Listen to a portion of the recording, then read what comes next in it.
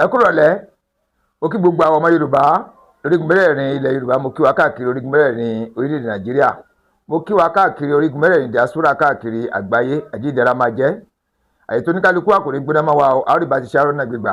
ọ̀rọ̀ nípa ètò síkírítì ilẹ̀ Yorùbá ò ní mo mú wá fún wa.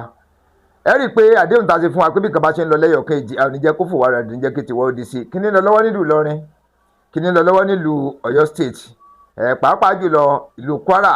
ẹ rí i pé awuyewuye ṣẹlẹ̀ lórí bí olóyè Sunday Igboho ṣe lọ síbẹ̀ yẹn wípé àwọn ọ̀fẹ́ kọ́ wá. ibo ni ọ̀rọ̀ tún dé dúró? sáwọn agbésùnmọ̀mí ti dáwọ́ dúró ní àbí ó sì tún dààmú èèyàn? mo fẹ́ kẹ́ tẹ̀lé mi ká lọ ohun tí ó ń ṣẹlẹ̀. wọ́n ti lù rédèrèdè, wọ́n bá wọ yàrá kejì ara tèmi náà, wọ́n bá kó gbọ́ ọmọ jáde, àwọn ọmọ mẹ́ta, wọ́n bá kó wa síta, wọ́n lù wọ́n lù wá, sáà lówó lọ́wọ́ aláàlówó lọ́wọ́, owó tó wà lọ́wọ́ wa wọ́n ti gbà ẹkú ti gbà, kò sí mi mọ́. a bá ń bẹ̀ wọ́n bá àtẹ̀mí gan ni wọ́n kó lọ. n kò di pé ìṣubú tán fipá gbé mi dìde tán náà mi mọ́lẹ̀, tí bá tó sọ́rọ́ dìde sí ń lọ tí mo tún dànù. àtàwọn fẹ́ kan òkè odò kan, wọ́n á ní kí n jòkó, báwọn míì ti ń bọ̀ lẹ́yìn lára wọn, wọ́n ṣe tún dìde sí mi nù pé kí ni ìjókòó mi tó ń sọ láwùsá gbogbo èdè burúkú tàti ẹ̀gbọ́n, wọ́n ṣe sọ lóríṣiríṣi, ló bá tún fipá gbé mi dìde bí ìṣe ń lọ báyìí tí mo tó rẹ́ lulẹ̀. ìkànnì wọn adá ìpínlẹ̀ ọ̀dà náà kan fèmí lẹ̀ kí n padà sẹ́yìn, àmọ́ gbogbo àwọn ọmọ mi mẹ́tẹ̀ẹ̀ta gbogbo wọn ti kó lọ. ẹ dákun tó lọ ẹ ṣàánú mi, ẹ ṣàánú mi o, ẹ dákun tó lọ náà ọba lọrin lọ́pọ̀ àmọ́ ẹ dákun tó lọ náà ẹ ṣàánú mi o. mo ní bàbá mọ́ èmi nìkan náà ló kù tí mo gbọ́ o, ẹ ṣàánú mi tó lọ náà o, ẹ ní sófò mọ́ o, ẹ ní sófò mọ́, ẹ dákun tó lọ náà gọ́fìnà ṣàánú mi. ọmọ mi àgbà fẹ́ ṣe ẹ̀sáàmù pólì àbájáde tí ó fi ṣe sáàpù ló wà báyìí o, wọn ò jẹ́ kó rí ṣe o, ẹ dákun tó lọ ẹ ṣàánú mi, ẹ ra àánú gbà o, ẹ dákun tó lọ lẹ́yìn náà jèrè sí ẹ ṣàánú mi, ẹ dákun tó lọ lọ, ẹ dákun tó lọ lọ, mo ti àwọn ọmọ mẹ́sàn-án ẹ dákun ẹ ra àánú gbà o. gbogbo bí a máa yín wọ̀ ní sí ìlú ẹ ṣàánú ẹ ṣàánú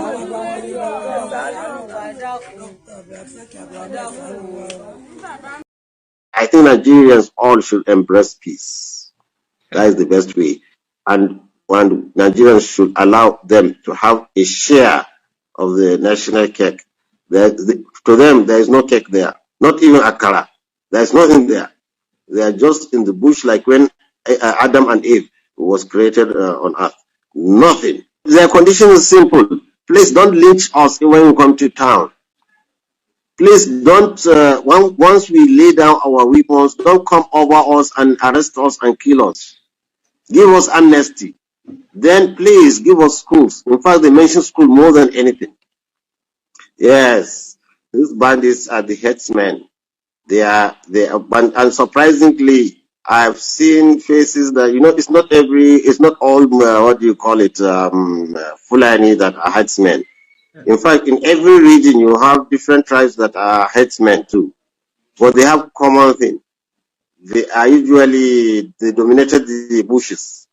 What informed my position to meet with these people is that I realized from clips we get from the police when that these people are really not educated in any sense. They have no any formal education, most of them, most of the criminals. So I said, let me see and have a contact and see firsthand what is their problem. Let's hear from them. Let's see what are they fighting for. What I found out is a small case of criminality which turned into insurgency. It started with criminality in the bush. It started with cattle rustling, then armed robbery on the streets without kidnapping. This is how it started. Every conscious adult in the north is very conscious of this, that there are times, yes, they come from bush and attack a motor, not to attack it, they stop a car, tell them to lie down, and take bribe and rob people and let them go. And then it slowly developed into kidnappings and what we have. From their tune, they show us they are forced to do that. We ask them, what are your conditions if you want to blend and come back with what are your conditions? And we found their conditions are palatable, and no government should waste its military in trying to kill this poor ragtag population. They want to give out their weapons to the government, but on the condition there should be amnesty for them. They want to come into markets. They want to be able to go into towns. There are many towns they cannot even venture into it. Dialogue will do it 100%. 100%. You see, if the government can come in seriously and come into this dialogue, I'm sure these people will lay down their arms, just like what happened with the Niger Delta militants. If there's anything, they told us, let me tell you specifically, they told us, the headsmen have never suffered in any regime like they have suffered with Buhari. This is their wording. Because of the high-handed way he took as latest as just last week, they were bombarding them with aeroplanes. They are bombarding them. So I don't think it's just a misconception. That's why we want to get the president to understand. I'm trying to see the president himself to make him understand. This is not the way to go about it. Yes, I think the government should come in and give amnesty and also compensate all victims on both sides, as I told you, which can be verified that so person was kidnapped and this is the ransom. Government should come and compensate. And with this compensation, I think many wounds will be healed. I go to the state government, I meet the military, the police, and tell them, look, this issue is all for us to come together and work together and see we get out of this quadrum and this problem. So I'm working with everybody. That's why now I can spend an hour with you, with the press, trying to explain to you what I have seen so that you can also put your part. Let's put Nigerians together. Let's not, what do you call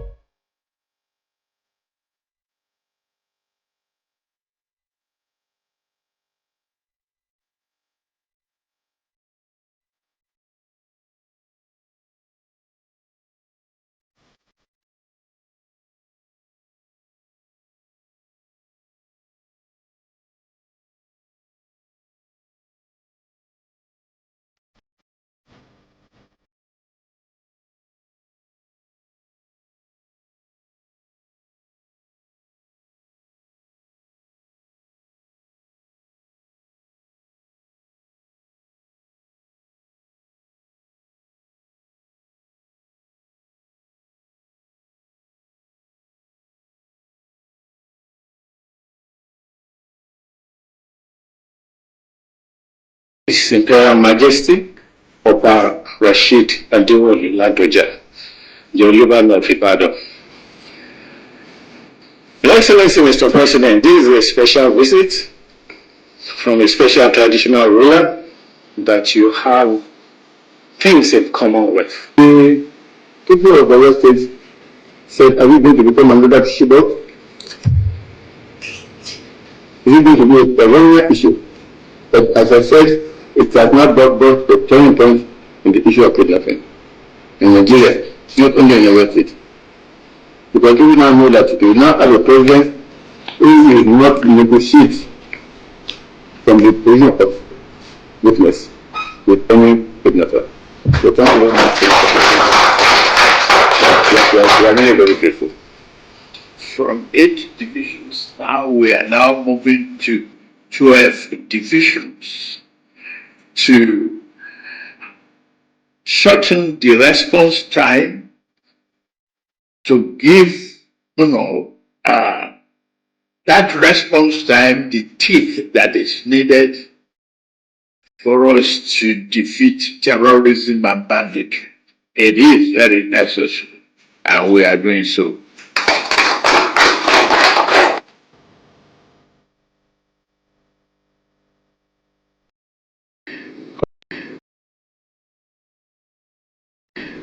congratulations on the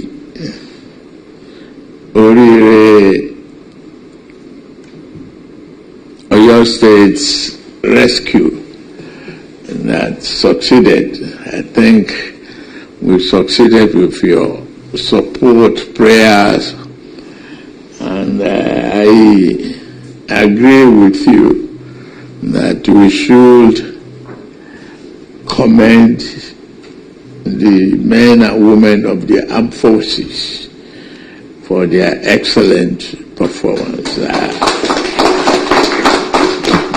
On behalf of them, I accept your message, and I will forward the same thing and this same message on.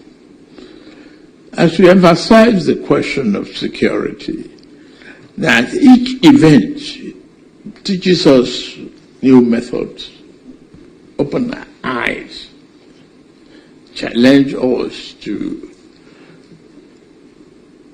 examine and re-examine our architecture, our strategy, our map and operations. And you will have seen we will give in a geographical and numerical answer to the challenges.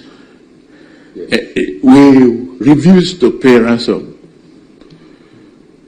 We have the geography of the forest. We know what it is. And in answer to it, you've seen that from 8 divisions now, we are now moving to 12 divisions to shorten the response time, to give, that response time the teeth that is needed for us to defeat terrorism and banditry. It is very necessary, and we are doing so. We have equally embarked upon what was missing. Several decades of fears and uncertainty about what to do about security at the local level will be corrected. There will be state police. And that state police, we have a guardrail from abuses. We will protect it from abuses. And you traditional rulers too will have role to play more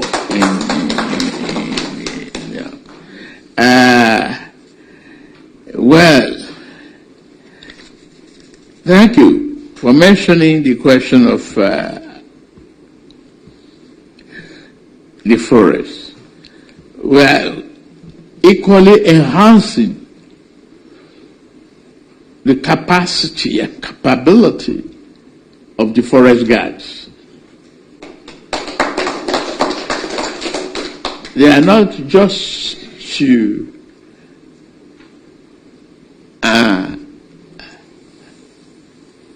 chase antelopes and animals. We are going to have them chase the criminals and deal with them in various forests.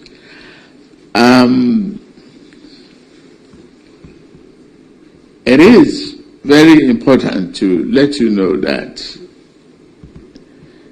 the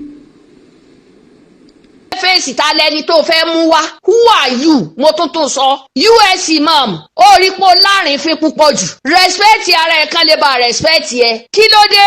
Ń tó sọ kalẹ̀ ó jẹ́ ká máa yàbàrá sọ́tún ká yàbàrá sósì ká yàbàrá. Ọ̀rọ̀ yóò máa ta máwọn ẹni ẹlẹ́ni tí wọn ò mọwọ́ mẹsẹ̀ náà. Tó bá tiẹ̀ yanu sọ pé ńgbà tí Sunday fẹ́ lọ bẹ̀ yẹn o, iwájú ọba ló gbà kọjá kò ṣe dúró kọ́ba. Wàláì ó rí bá a ṣe máa fi ẹgbà náà. A sọ̀rọ̀ sí débi pé láblọ́ọ̀gì ẹ̀ tó jẹ́ pé fúnra rẹ̀ yóò mọ bí ó ṣe kódà kó má ba ọba ńlé. Ọ̀ọ́kán mọ̀jì ó wọlé ẹnu ọ̀nà ọba lásán. Mo jẹ́rìí Sunday yóò yíra mọ́lẹ̀ níbẹ̀ tí ó lọ bẹ̀bẹ̀. ẹ káàárọ̀ ẹ̀yin èèyàn wa. Mo rí fídíò kan tí ń lọ lórí nẹ́ẹ̀tì. Àáfàá wa kan ní ṣáìdì Kwara mọ́ Èkìtì Kwara Èkìtì ṣá náà jẹ́ bọ̀tì ìpínlẹ̀ tiwọn náà jẹ́ mọ́ Kwara. Wọ́n jáde wọ́n sọ̀rọ̀. N tó tiẹ̀ mú mi tún fẹ́ dá sí ni pé lórí bàbá wa kí ó gba góòlù tán sọlé. Ṣé ẹ rí bàbá wa kí ó gba góòlù?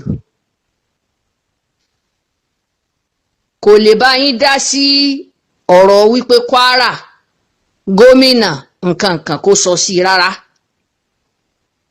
Torí ẹ sọ̀rọ̀ kan pé tí ta lọ lọ́hùn wọ́n bá wọn dá sí. Ǹjẹ́ rí pé ẹnìkankan yà sọ̀rọ̀ yẹn? Wọ́n padà bú bàbá kí ó gba góòlù lórí ọ̀rọ̀ ta lọ lọ́ni. Wọ́n padà bú bàbá kí ó gba góòlù lórí ọ̀rọ̀ ta lọ lọ́ni. Àáfàá wa wàláì. So bàbá wa kí ó gba góòlù kan lè ṣe wáàsí tó jẹ mọ́ tí ń ṣẹlẹ̀ yìí, ṣùgbọ́n pé kó wá bá yín dá sí i pé lọ́rọ̀ yìí pé wọ́n ń ṣe gbogbo ayé ló mọ̀ pé ṣáìdì ilẹ̀ Yorùbá ní Kwara kò fararọ. Ṣáìdì ilẹ̀ Yorùbá ní Kwara ò fararọ. Èmi sì mọ̀ pé gómìnà kò tí ì jáde pé tó ẹni bá fẹ́ bá yín sọ o kó mọ̀ wá. Bàbá wa ní Kwara náà Ṣéhù wàláhù yásímì kàmínà nas Kẹ́mi Ọláògùn ẹ pẹ́ fún wa. Àwọn náà wọn ò sọ pé ẹni tẹ́ ẹ yàn o pé kó wá hẹ́pù yín o nígbà tó nítàn wọn ò ní gbowó lọ́wọ́ wọn. Tí sì ṣe pé láwọn náà fẹ́ sanwó fún onítọ̀hún. Community kan pè wọ́n, àwọn ni wọ́n mọ bí wọ́n ṣe ṣètò bẹ̀ yẹn. Wọ́n dẹ̀ gbé lọ bá gómìnà. Tí gómìnà bá wá fọwọ́ sí ìgbà yẹn la mọ̀ pé wọn ò fẹ́ kó wá nìyẹn. Ṣùgbọ́n lọ́ọ̀yà tó sorí bí orí abọ́ rẹ̀ tó sáré jáde fòkì tó lóun ń ṣaṣojú community Emirates rẹ̀ ló lè ṣaṣojú. Ṣó lérò pé wọn ò ní lọ́ọ̀yà ní Kwara Yorùbá náà ni? Wọ́n ní lọ́ọ̀yà tẹ́jọ kojú ara yín. No matter kó jẹ́ SAN kódà kó jẹ́ Christian ní lọ́ọ̀yà wọn bẹ̀, kó jẹ́ oníṣẹ̀ṣe ní lọ́ọ̀yà wọn bẹ̀. Ìbá jẹ́ pé wọ́n wọ ìgboro community ibi tó wí yẹn náà ń gbé yàn ni. Ó ní sáré jáde pé ẹ fọwọ́ sí ọ̀rọ̀ Sunday Igboho. Abéèrè irú ẹkùn. Gbogbo tó sì kàkalẹ̀ yìí irọ́ ló wà ń bẹ̀. Irọ́ gidi ló wà ń bẹ̀. Èmi bí ẹnìkan ibi tí rònú tèmi lọ ni pé ó ń ṣiṣẹ́ fáwọn aráàwọ̀ ni. Àwọn ẹni tí ń tẹ̀lé Mufti kiri tí ń ṣe tó yẹ pé bàtálíọ̀n rẹ̀ èèyàn kan oṣù làwọn ń tẹ̀lé lẹ́yìn náà fi ń ṣiṣẹ́ ọlọ́pàá. Ló fẹ́ gbà fún àwọn Yorùbá Kwara State. Wọ́n dẹ̀ láwọn ò tí àwọn náà ò jáde kan wá sọ pé tó àwọn náà nídìí. Ẹni tó nídìí ẹ̀ jáde sí wọn. Ẹni tó nídìí ẹ̀ jáde sí wọn. Ẹjọ́ sọ yẹn. Ìwọ wá jáde. Ó sorí bí orí abọ́ rẹ̀. Ó wá ń sọ̀sọkúsọ ipe gbogbo ayé ti mọ Sunday Igboho nígbà Yorùbá nation. Kí ló papọ̀ mọ́ tó wà nílẹ̀ yìí?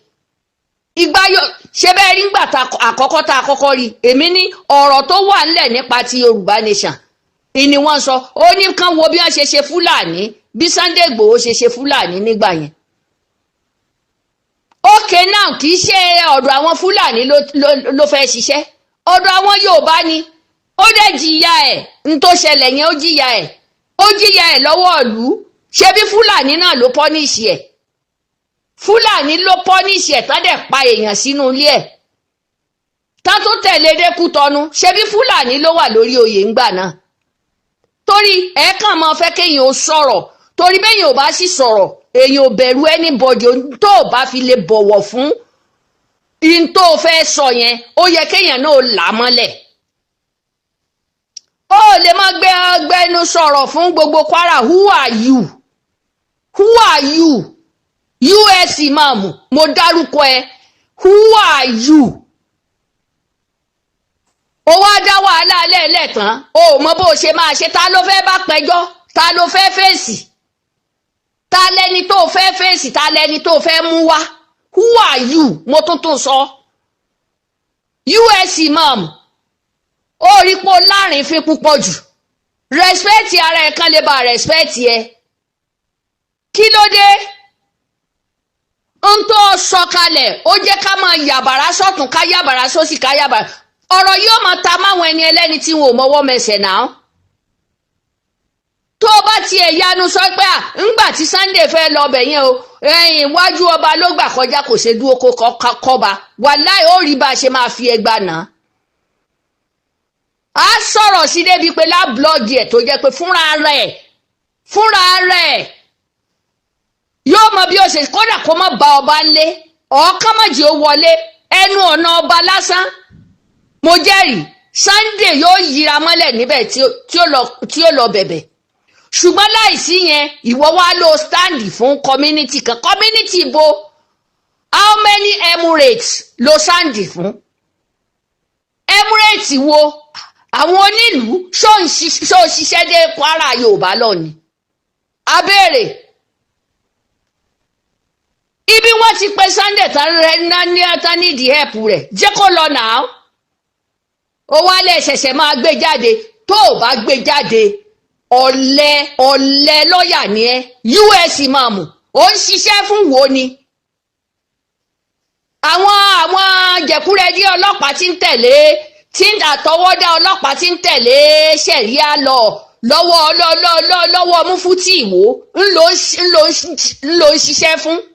Àpanupọ̀ yín nítorí inú community tó wà ní ò ṣiṣẹ́ fún community Ìlọrin. Tó o bá ṣiṣẹ́ fún community Kwara Saheed Shittu ò lè jọ́rẹ̀ rẹ tó sì jẹ́ pé ọba ó yàkàyàkà ọba débi téèyàn ò gbọ́dọ̀ máa sọ akọ́tilétà lọ́ọ̀yà ni ẹ́.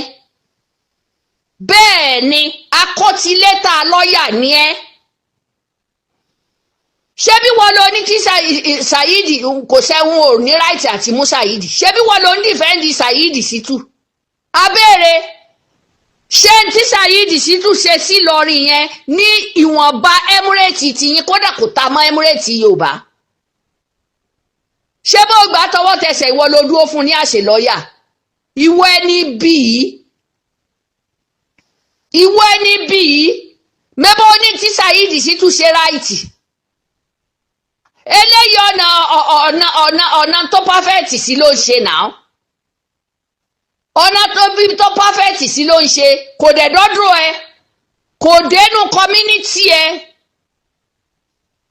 Ṣé bí n tó fẹ́ gbọ́ nìyẹn á dẹ̀ sọ síta fún ẹ. Ó ti gbé wá sórí nẹ́ẹ̀tì orí nẹ́ẹ̀tì náà láti ti sọ. Ayán ga ẹ. Iṣẹ́ tán bá bẹ́ẹ̀ ni kò ṣí símbà rẹ kó máa fi ṣiṣẹ́. Ta ni lọ́ọ̀yà rọ́? Chájà ń bẹ lọ́ọ̀yà.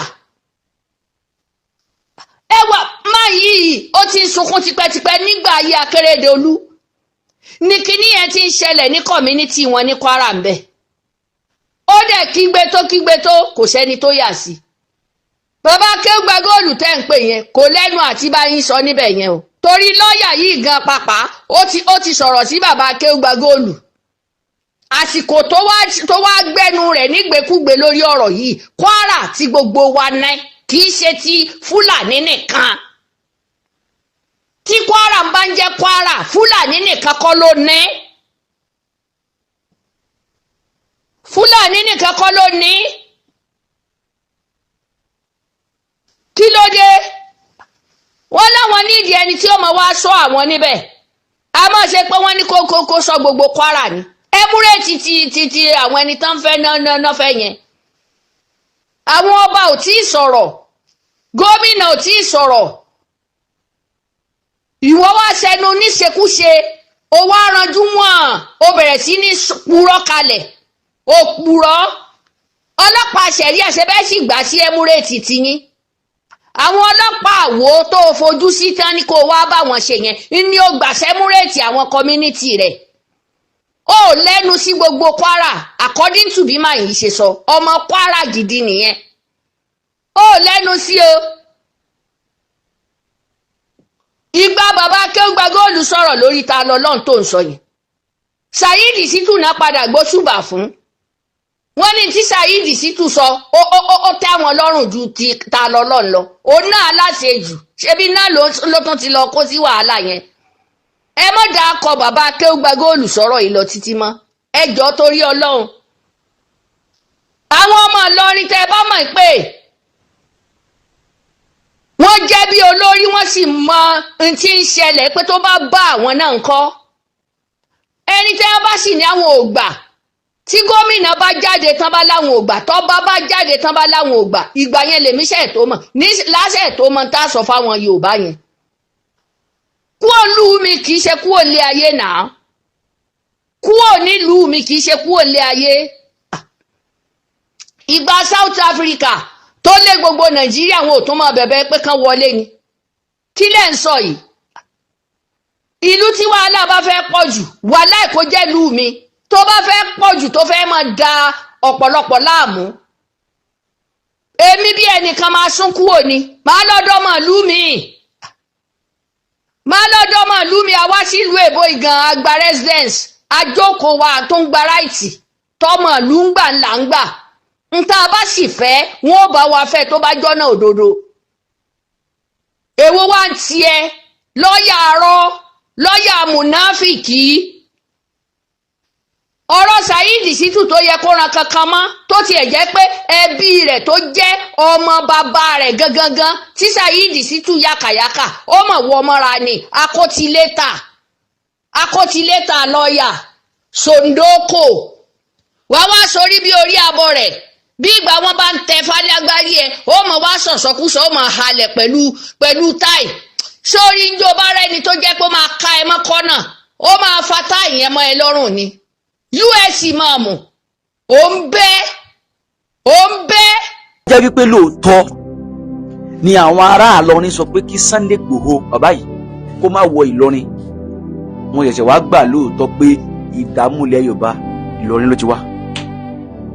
ẹni ni ó ṣiṣẹ́ rí ẹni bí òní ṣiṣẹ́ rí ju ṣẹ́ bí náà lọ ẹ wá mẹ́gbà wípé ẹni bí yẹn o onípàṣẹ jẹ́ ẹ̀mú wa tó bá débẹ̀ o àṣẹ tó bá parí gbogbo wa ó tẹ̀lé àní ní choice kí ló dé gbàtẹ́ it's a sacrifice mo kàn sọ níta mi pé mo fẹ́ ṣe kì í ṣe pé n tó wù mí àmọ́ fẹ́ kó nǹkan kan bẹ̀ so téèyàn kan bá ti wá fira ilẹ̀ bẹ́ẹ̀ yẹn tó ṣe sacrifice rẹ̀ fún kí nǹkan yí padà sí ti dáadáa ó ní dìkẹ́ support ẹ̀ ní kò ní dìkẹ́ fẹ́ nu bàjẹ́ pé kí ló wá ń bẹ̀ ẹni tó ń ṣe yẹn ìtọ́lọ́run nìyẹn ọwọ́ abẹ́ ń bọ̀ lọ́wọ́ àmì nígbà àmọ̀dárí tí mo ṣe náà lórí pé mo sì báyìí so lẹ́bùn tó lọ́run mi dé sọ ọmọ bí a starting point gbogbo tí wọ́n rò tó rò pé mo ṣe bẹ́ẹ̀ yẹn náà ní bí a starting point láyé pìrìsẹ́ńtà ní pìrìsẹ́ńtà wá dé à ń dìbò gbogbo àwọn tẹ̀ ń dìbò yẹn náà ìbọn náà ní sẹ́kàn tí a ń ṣe inú ẹ pèsè tèmi lẹ capitalize on ẹni tó ń gbébọn gan-an wọ́n bá dé ẹni tó àwọn tí wọ́n máa ń ná kéńtà ṣe gbogbo ẹ̀ ìgbà dé ń jò ní ẹ kò sẹ́ni kankan tó fi sẹ́ni kankan bú tó fi wá jẹ́ ìlú Oríyọmí náà ni àgọ́dẹ̀ sí wàhálà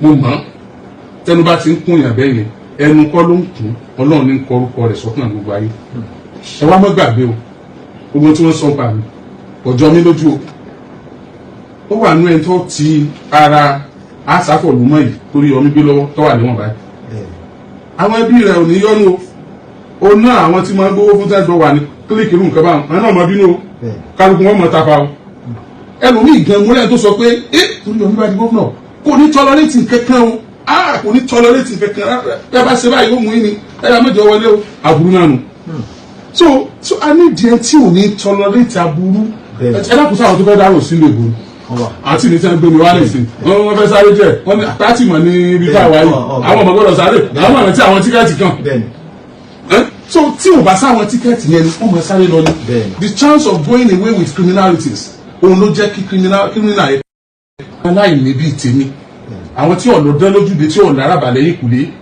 kọ́mọ́kàn máa jẹ́ fọlọ́fọ́lọ́ náà wọ́n máa jẹ́ gbogbo ìgbà ọmọ ìyá tí ń hèrà ọmọ ìyá tí ń tata ọmọ ìyá elépo pupa ọmọ ìyá eléwé ọmọ ìyá ẹlẹ́kọ̀ọ́ ọmọ ìyá ológì tó ìyá yẹn bá ti làágùn tó bá fi tọ́ nílé ìwé jáde tó náà ní certificate ẹ mọ̀kàn mọ́ pé ẹ bá wáṣẹ́ fọ́mọ mi ẹ bá wáṣẹ́ fọ́mọ mi ọmọ tí náà lè wà ní àwọn tí ń wáṣẹ́ fún yàn àwọn tí kú ọbẹ̀ wọ́n yan ọmọ wọn bẹ̀ sógun ìdílé ni tàbájọ jókòó àjọ kàwé adẹ̀fẹ́ tún lu wa ṣe tí wọ́n ti sọ pé àwọn kan ò gbọ́dọ̀ ṣe dáadáa ni lẹ́nu ìgbà tí mo jáde mo rẹ́ tí ò lè jáde mo kà sí lọ fẹ́ wù bá tí ò lè jáde fún kankan ó dẹ̀ ní certificate lọ ó dẹ̀ brilliant tó náà jáde fọ́nà lébù wọ́n ní wáò ó jáde fọ́nà lébù ó yọ mi ti jáde fún gọ́fúnà ó ti ń kà wá láìlẹ́ nìkan nù ilẹ̀kùn yẹn là ń ṣí à ń change narratives yẹn ni mo ṣe fa lágídí wá mo ṣe fa fẹ́ da nǹkan rú no ẹ ṣàjára àlò òdìbò tí ẹ bá yàn mí tí ẹ bá tún yàn mí I'm not desperate but I'm determined. àkàlẹ́ mọ̀ tójọ́ parapara sani ká àwọn àtòjọ́ láyé ẹ pìrìsẹ́ńtà ni ẹ charity lọ́lọ́run náà ókè iṣẹ́ ojú àánú lọ́lọ́run náà mi ṣé kàlẹ́ tó ṣe gómìnà sẹ́ńtọ́lọ́run ò fi ṣe àánú náà lẹ́fẹ́ ọmọ ìdarí yín ni a sì lábára wa níbàyìí èèyàn rẹ ní ọmọdé ni ó ṣèlú ó dá sẹ́ni ìdílé fẹ́ ń bẹ̀ ni síbẹ̀ ẹni rẹ ní ó wùwà rẹ ẹni rẹ ní ó ṣiṣẹ́ rẹ ẹni bí òní ṣiṣẹ́ rẹ ju sẹ́ẹ̀ bí náà lọ ẹ wá mẹ́gbà wípé ẹni bí yẹn o oní ó pàṣẹ ìjẹ́ ẹ̀mú wa tó bá débẹ̀ o àṣẹ tó bá parí gbogbo wa ó tẹ̀lé àní ní choice kí ló dé gbàtẹ́ it's a sacrifice mo kàn sọ níta ara mi pé mo fẹ́ ṣe ni kì í ṣe pé n tó wù mí àmọ́ fẹ́ kó nǹkan kan bẹ̀ so téèyàn kan bá ti wá fira ẹlẹ́bẹ̀ẹ́ yẹn tó ṣe sacrifice rẹ̀ fún kí nǹkan yí padà sí ti dáadáa ó ní dìkẹ́ sọ̀pọ̀tẹ̀ ni kò ní dìkẹ́ fẹ́nu bàjẹ́ pé kí ló wá ń bẹ̀ ẹni tó ń ṣe yẹn ìtọ́lọ́run nìyẹn ọwọ́ abẹ́ ń bọ̀ lọ́rùn àmì nígbà àmọ̀dárí tí mo ṣe náà lórí pé mo ṣe báyìí so lẹ́bùn tọ́lọ́run mi dé sọ ọmọ bí a starting point gbogbo tí wọ́n rò tó rò pé mo ṣe bẹ́ẹ̀ yẹn náà bí a starting point láàrin pìrìsẹ́ńtà ni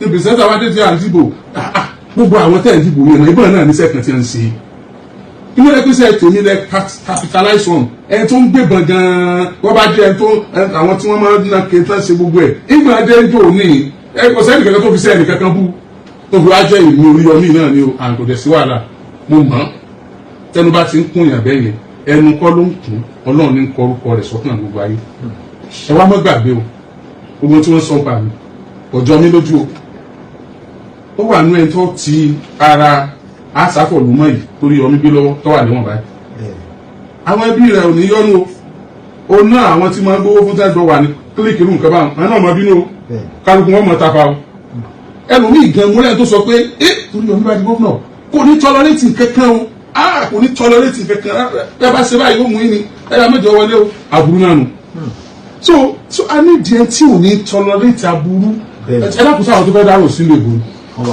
àti ní sẹ́ni gbẹ̀mí wálé sí wọ́n fẹ́ sáré jẹ́ wọ́n ní àtàtì mọ̀ ní ibi káwá yìí àwọn ọmọ gbọ́dọ̀ sáré àwọn ọmọ tí àwọn tíkẹ́ẹ̀tì kan so tí ò bá sáwọn tíkẹ́ẹ̀tì yẹn ni wọ́n mọ̀ sáré lọ ní the chance of going away with criminalities òun ló jẹ́ kí criminal yẹn aláìní bíi tèmi àwọn tí ọ̀lọ́ dán lójúde tí ọ̀lọ́ arábàlẹ̀ yìí kùlé kọ́mọ́kàn máa jẹ́ fọlọ́fọ́lọ́ náà wọ́n máa jẹ́ gbogbo ìgbà ọmọ ìyá tí ń hèrà ọmọ ìyá tí ń tata ọmọ ìyá elépo pupa ọmọ ìyá eléwé ọmọ ìyá ẹlẹ́kọ̀ọ́ ọmọ ìyá ológì tó ìyá yẹn bá ti làágùn tó bá fi tọ́ nílé ìwé jáde tó náà ní certificate ẹ mọ̀kàn mọ́ pé ẹ bá wáṣẹ́ fọ́mọ mi ẹ bá wáṣẹ́ fọ́mọ mi ọmọ tí náà lè wà ní àwọn tí ń wáṣẹ́ fún yàn àwọn tí kú ọbẹ̀ wọ́n yan ọmọ wọn bẹ̀ sógun ìdílé ni tàbájọ jókòó àjọ kàwé adẹ̀fẹ́ tún lu wa ṣe tí wọ́n ti sọ pé àwọn kan ò gbọ́dọ̀ ṣe dáadáa ni lẹ́nu ìgbà tí mo jáde mo rẹ́ tí ò lè jáde mo kà sí lọ fẹ́ wù bá tí ò lè jáde fún kankan ó dẹ̀ ní certificate lọ ó dẹ̀ brilliant tó náà jáde fọ́nà lébù wọ́n ní wáò ó jáde fọ́nà lébù ó yọ mi ti jáde fún gọ́fúnà ó ti ń kà wá láìlẹ́ nìkan nù ilẹ̀kùn yẹn là ń ṣí à ń change narratives yẹn ni mo ṣe fa lágídí wá mo ṣe fa fẹ́ da nǹkan rú no ẹ ṣàjára àlò òdìbò tí ẹ bá yàn mí tí ẹ bá tún yàn mí I'm not desperate but I'm determined.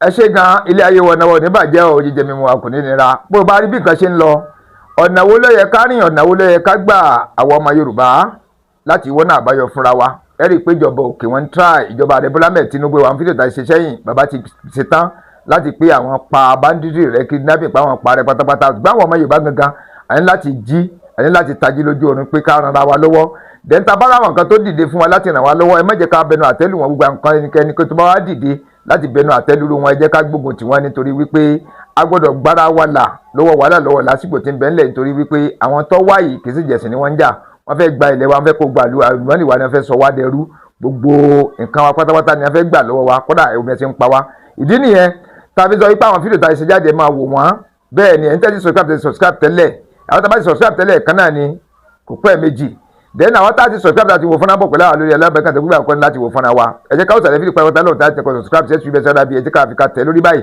yóò padà yóò di subscribe yóò gbé iṣẹ́ yóò gbàgbé sẹ́gbẹ̀ẹ́ ká fọwọ́ tẹ agbo yóò padà yóò di mẹ́ta yóò tó alátukọ̀ àti àtúkẹ́ pàápàá ní ká tẹ̀ tá a bá ti tẹ notification nìyẹn ìtanilóńgbò nìyẹn tá a bá ti gbé fídíò jáde tá a bá ti wà lórí ilé àtàbí ṣọ́ọ̀ṣì jáde táwọn ìbá ń kọ́ ẹ̀ńtẹ́ni plus kọ́mẹ́ àwọn ènìyàn máa jẹ́ ní àkọ́kọ́ láti máa ronú tó ń lọ pàápàá jùlọ àwọn fídíò tá a ti ṣe sẹ́yìn lẹ́yọ̀ kẹjẹ ká wò wọn lọ bàbá ṣé wọn àwọn tẹ̀yẹ sí làwọn tuntun yóò máa yé wa bó nílẹ̀ Yorùbá tí ń bọ̀ bó labade bó ladojúkọ pẹ̀lú ògbó lọ́ba a borí ìṣòro láìpẹ́ láì jìnnà a borí ìṣòro nílẹ̀ Yorùbá pátápátá ètò pa ká tó máa retí àwọn fídíò mi lẹ́yìn pápá jùlọ má jẹ́ ká gbàgbé ètò nípò òṣèlú Ọ̀yọ́ state ètò nípò òṣèlú Kwara state pàápàá jùlọ gbolẹ̀ Yorùbá security ilẹ̀ Yorùbá security Ọ̀yọ́ state security Kwara state then ọ̀rọ̀ lórí àwọn àfa ọ̀rọ̀ lórí àwọn pásítọ̀ ọ̀rọ̀ lórí àwọn imam ọ̀tọ̀ lórí ọ̀rọ̀ lórí àwọn ìjọ rọ́bìtà kan rọ́bìtà kejì pàápàá jùlọ gbogbo tí ń lẹ́lẹ̀ Yorùbá pátápátá ẹ̀ tẹ́ sí kẹ́tí máa retí àwọn fídíò wa míì ká lè máa ṣe ìgbádùn wọn ká dẹ̀ máa wò wọ́n ká máa mọ tí ń lọ nílẹ̀ Yorùbá pátápátá ẹ ṣé gan ká máa retí àwọn fídíò míì.